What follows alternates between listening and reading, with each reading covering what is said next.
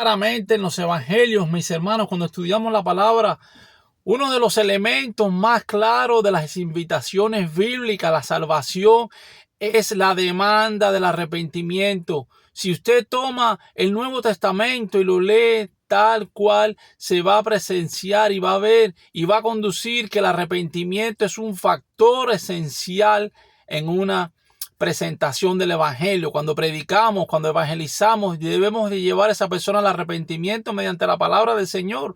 Vemos claramente que en el libro de Mateo, en el capítulo 3, y más adelante siguiendo un poco por el registro del evangelio hasta el libro de los Hechos, un par de notas en las epístolas, y veamos cuál es el resumen de estos versículos.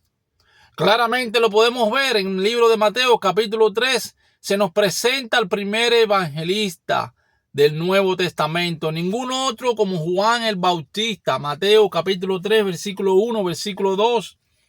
Recordemos claramente, mis hermanos, que él comenzó en el desierto de Judea, la cual era una región inmediata cerca del Mar Muerto, un desierto absolutamente estéril. Y dice que las personas llegaban ahí. En el versículo 6 claramente, más adelante nos dice que eran bautizados por él en el Jordán, confesando sus pecados, llevando al arrepentimiento. Esto no solamente es un cambio en la manera de pensar o remordimiento. Juan el Bautista habla de arrepentimiento como un cambio radical en el abandono del pecado y sobre todo que se manifiesta en frutos. Los frutos que daremos cuando la misericordia del Señor, el Espíritu Santo, venga a morar en cada creyente que se ha arrepentido y ha puesto su fe en el único Salvador, en el único mediador, en el único Redentor que hay, que es Cristo Jesús, el cual fue llevado a la cruz. Recordemos más adelante, como menciona el versículo 8, hacer pues frutos dignos de arrepentimiento.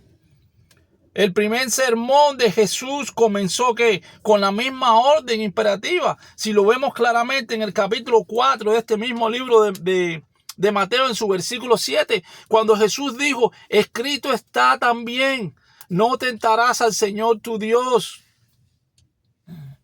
Pero vemos claramente en el versículo 17, como el Señor nos dice mediante su palabra, desde entonces comenzó Jesús a predicar y a decir que arrepentíos, porque el reino de los cielos se ha acercado. Una vez más vemos como el Señor también nos dice y nos lleva al arrepentimiento, sobre todo sobre la naturaleza del arrepentimiento. También podemos ver en el libro de Corintios, sus capítulos 7, sobre los versículos 8 hacia los versículos 11.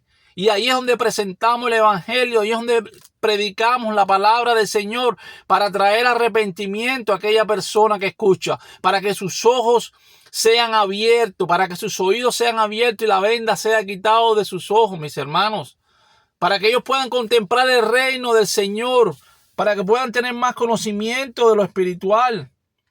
Recordemos que en el evangelio de Mateo hay una expresión única, sobre todo en el evangelio de Mateo, cuando nos dice el reino de los cielos. Él usa esta palabra, los cielos, como que